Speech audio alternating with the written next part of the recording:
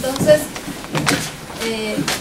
nosotros durante el año 2012 comenzamos a hacer una investigación justamente sobre temas de acceso a la, bueno, básicamente sobre la aplicación del principio 10 de la Declaración de Río, es decir, de los derechos de acceso a la información, derecho a la participación pública y derecho al acceso a la justicia ambiental. Esta investigación que nosotros comenzamos a hacerla, ¿cómo funciona esto? Hay que pasar. Lo hicimos a través de una metodología diseñada por la Iniciativa de Acceso, que Daniel ya mencionó que es esta coalición de organizaciones a nivel mundial. Y básicamente esta metodología lo que se basa en indicadores. Estos indicadores, muchos de ellos responden a buenas prácticas, no todos, otros son cuestiones generales y básicas que deberían tener estos derechos de acceso. Y bueno, básicamente lo que busca la metodología es, por un lado, analizar cómo se está aplicando en cada uno de los países de los que son parte de esta coalición, cómo se está aplicando este principio 10 y estos derechos de acceso.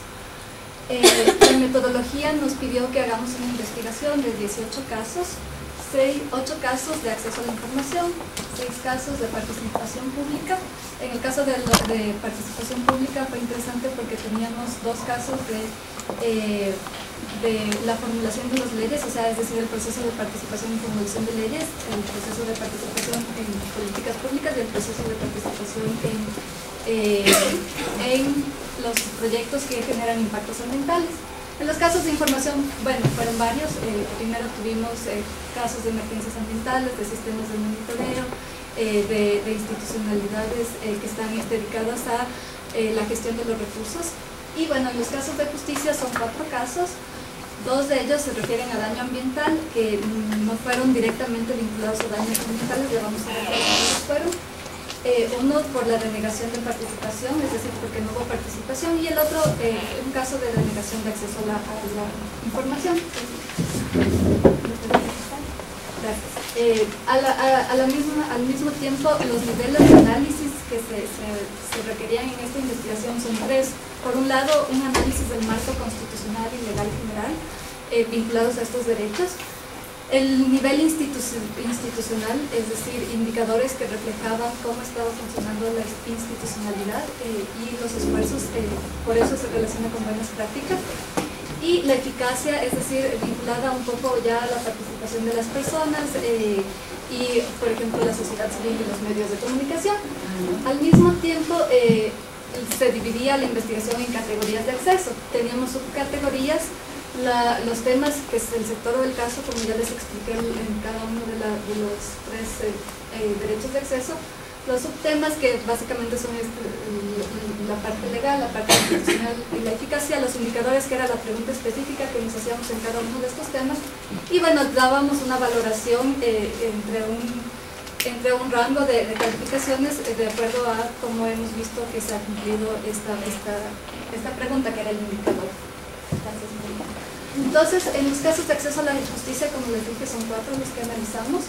En el caso de la demanda por negación de acceso a la información pública, escogimos un caso en recurso de acceso a la información en contra del Ministerio de Bienestar Social.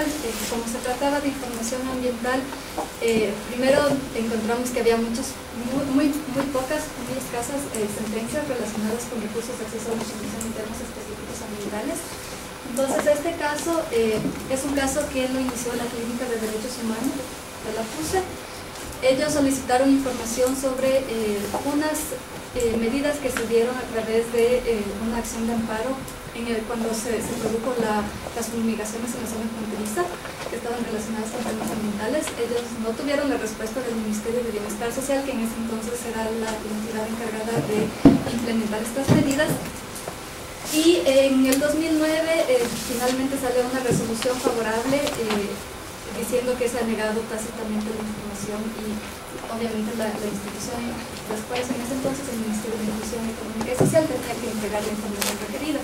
El problema en este caso es que comenzó con el recurso en primera instancia en el 2005 y terminó en el 2009, entonces podemos ver que hubo una extensión muy larga del proceso, lo cual en este caso específico ya no sirvió para proteger el derecho por un lado, y también la información requerida ya no iba a ser,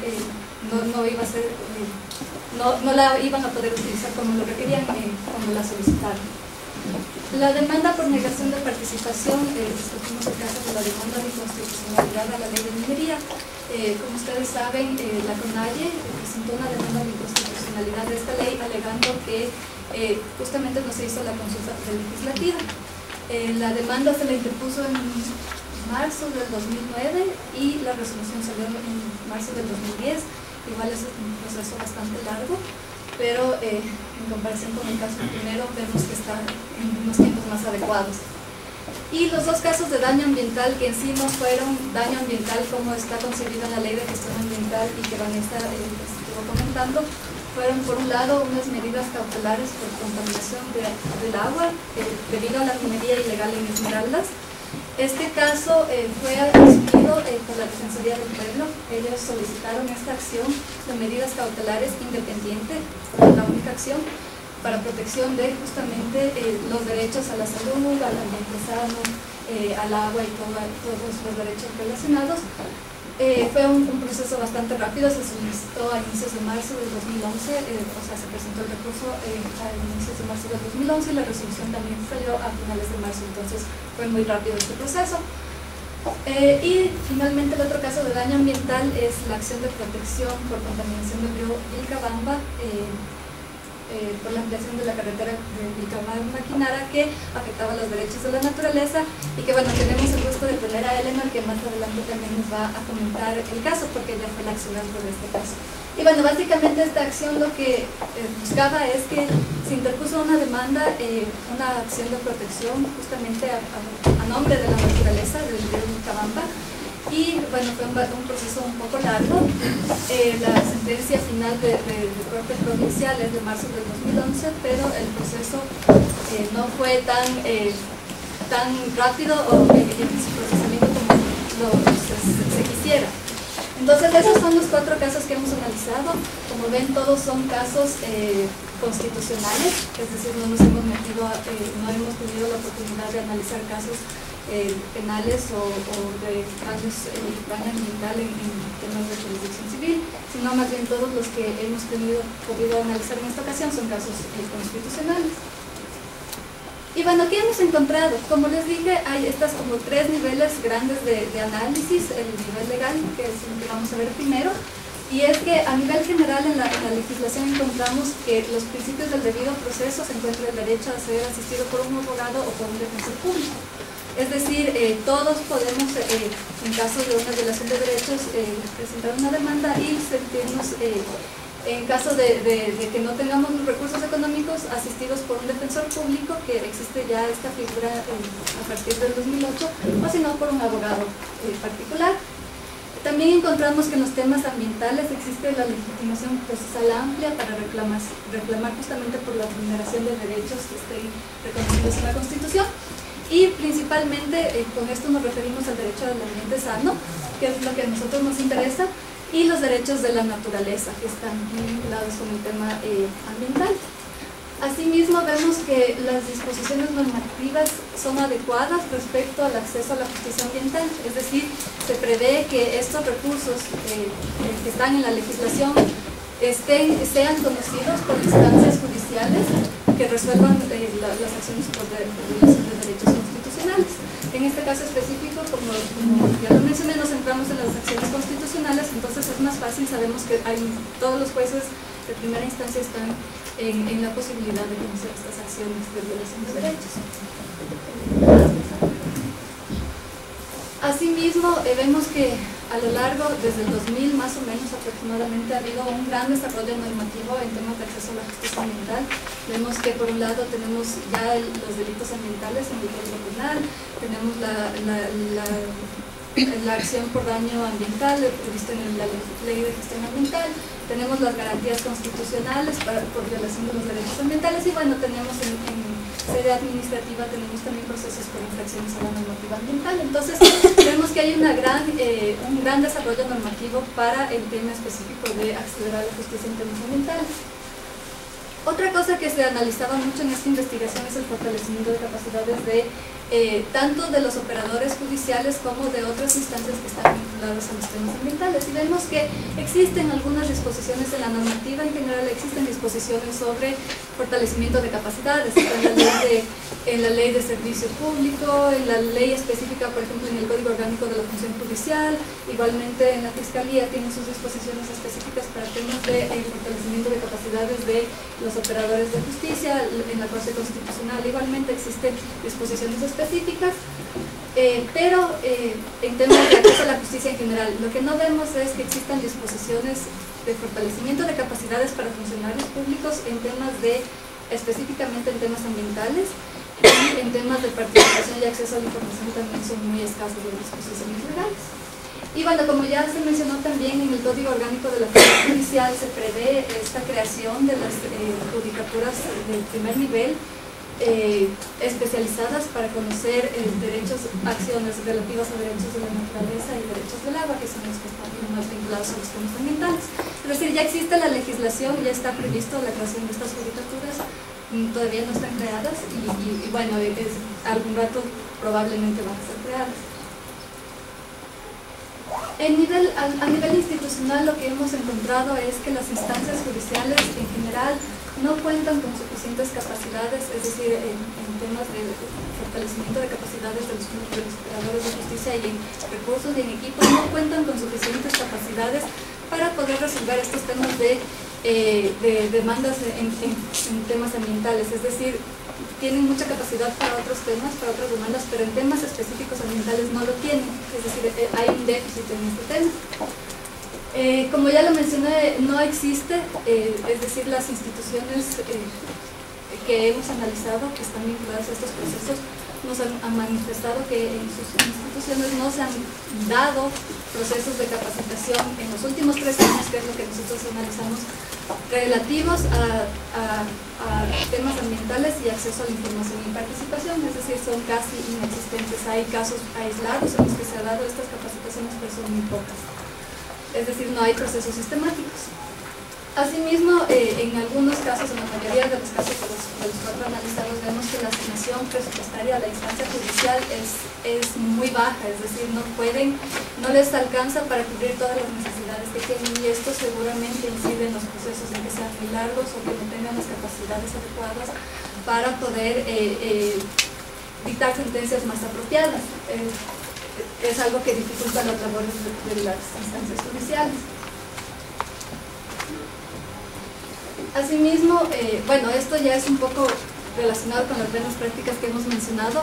No existe en general en las instancias judiciales, no existe personal que esté específicamente designado como con una función que pueda orientar o dar guía a la ciudadanía respecto a las acciones que puedan interponer por violación de derechos. Es decir, en ninguna instancia judicial, si es que va una persona particular, no está llamada a guiar a la persona qué acción podría proponer en caso de una violación de derechos. Y tampoco cuentan con un material ilustrativo que en un lenguaje sencillo explique los procedimientos, las competencias de la instancia judicial, las acciones que se resuelven en ella, etc. No existe eso.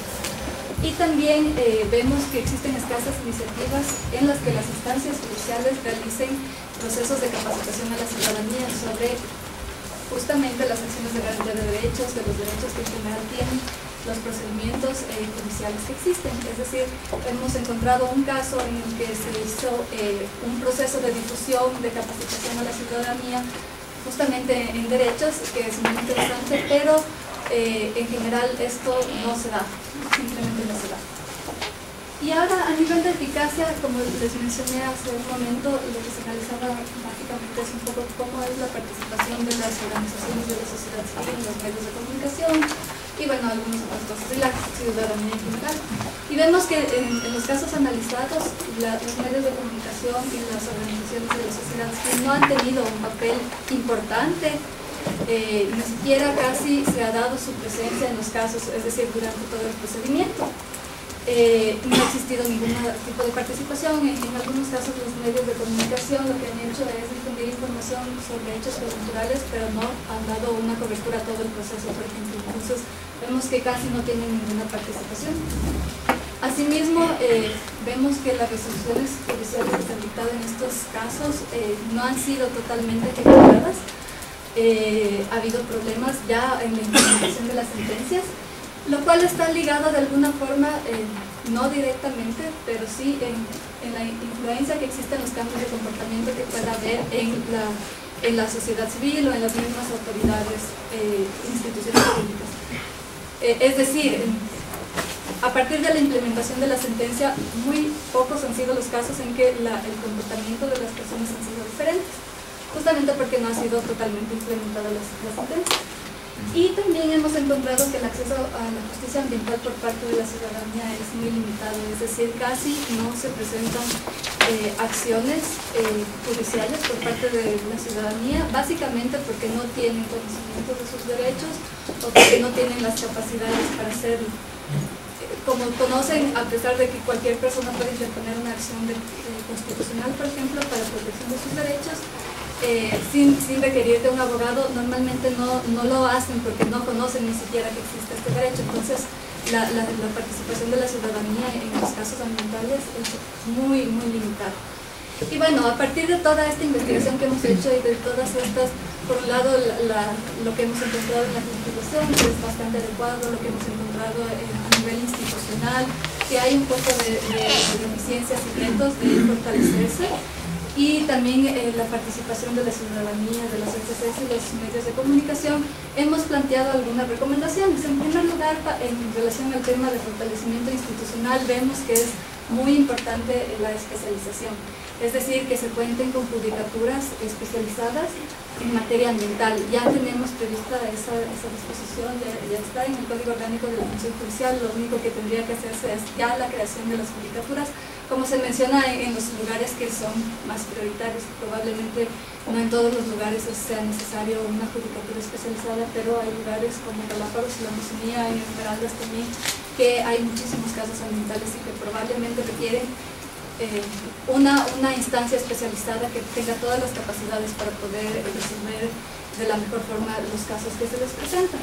Asimismo, vemos que por un lado es necesaria esta especialización, pero por otro lado es necesaria la capacitación, y quizá una capacitación, un programa de capacitación sistemático y programado dirigido a todos los operadores judiciales, para fortalecer sus capacidades justamente en temas ambientales, en temas de participación, de acceso a la justicia y acceso a la información.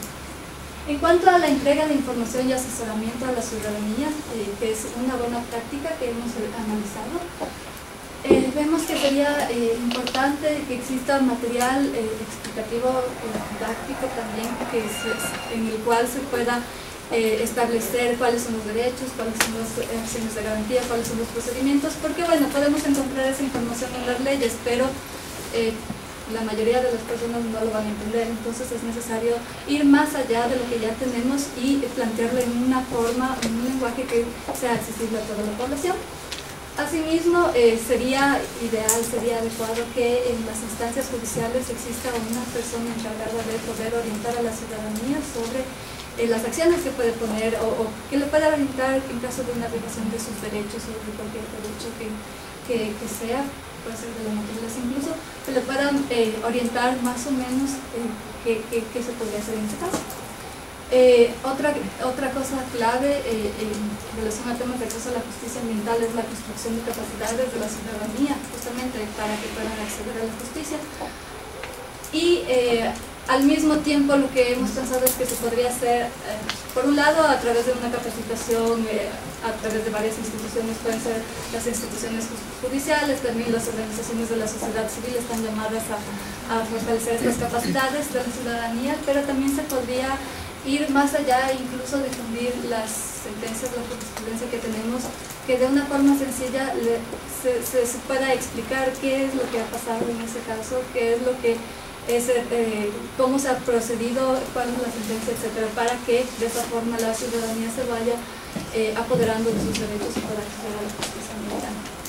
Y bueno, eso es todo lo que hemos investigado en esta ocasión.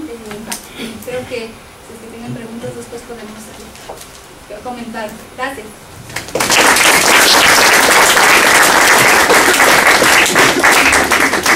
Muchas gracias, Sofía. A continuación tenemos la intervención de